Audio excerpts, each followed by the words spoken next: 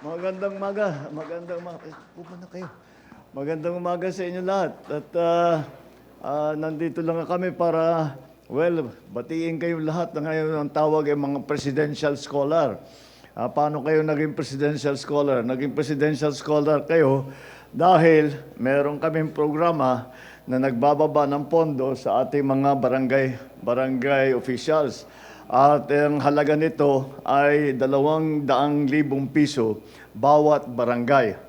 Yung ihiningi lang namin sa mga barangay official na yung kalahati nun, yung 100,000 ay gagamitin para magbigay ng scholarship.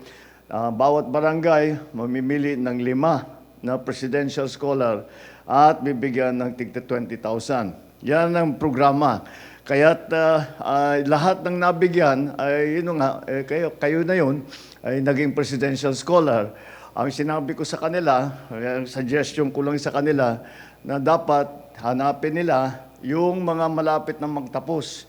Pero baka hindi magtapos dahil nga kulang sa pambayad, whatever, kailangan magtrabaho. Whatever the reason is, ito yung tulong para naman makapag-graduate yung ating mga kabataan. And dahil napakahalaga na magkaroon kayo ng magandang pinag-aralan. A good education is a gift that cannot be taken away from you. Yan ang aking laging sinasabi. At ito ay napakahalaga dahil alam naman natin, pagka magandang training, pagka magandang napag-aralan, ay maliwanag na maliwanag, marami kayong magagawa upang tulungan ang inyong sarili, para tulungan ninyo yung mga pamilya ninyo, tulungan ninyo ang Pilipinas, mararamdaman ng Pilipinas yan, sa buong Pilipinas yan. Kaya napakaganda nito dahil sa 42,000 plus na barangay, tigli-5 scholar yan, labis sa 200,000 ang mabibigyan natin ng tulong na scholar. And that is important because lagi ko namang iniisip, kaming mga nakaupo ngayon, di forever ito eh. Darating ang panahon, nandyan kayo na ang magpapatakbo ng lahat, ng mga negosyo, ng mga sa gobyerno.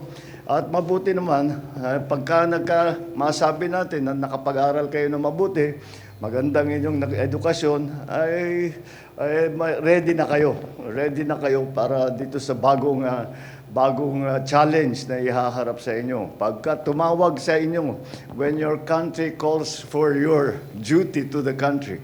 And pagka sinabi ko yung duty to the country, hindi ibig sabihin gobyerno lang yan. Kung ano man. At that it is important that you are very ready. And that is why it is important that you get a good education. Kaya naman yan ang ating ginagawa. At sinasabi ko sa lahat ng mga presidential scholar, dapat naman, mapakinabangan ninyo ito. Dahil, paalala ko ulit sa inyo na ang magandang edukasyon ay isang biyaya yan na hindi na pwedeng kunin sa inyo.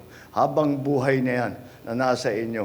Hindi manakaw sa inyo, hindi maagaw sa inyo, hindi ito nalulusaw, hindi mawawala. Kaya take advantage of this opportunity. You are now the presidential scholars. Make the most of it. And study hard, work hard, and this will be something that will help you for the rest of your life.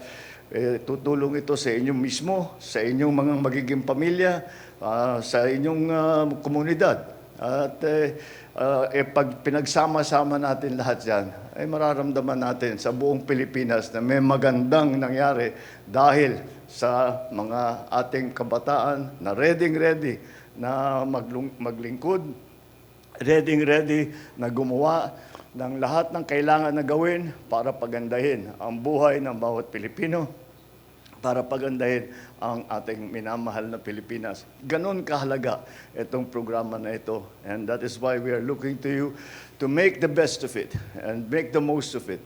Para naman, masabi natin, pagdating ng panahon, ready na kayo at kaya na ninyo ang magiging trabaho ninyo.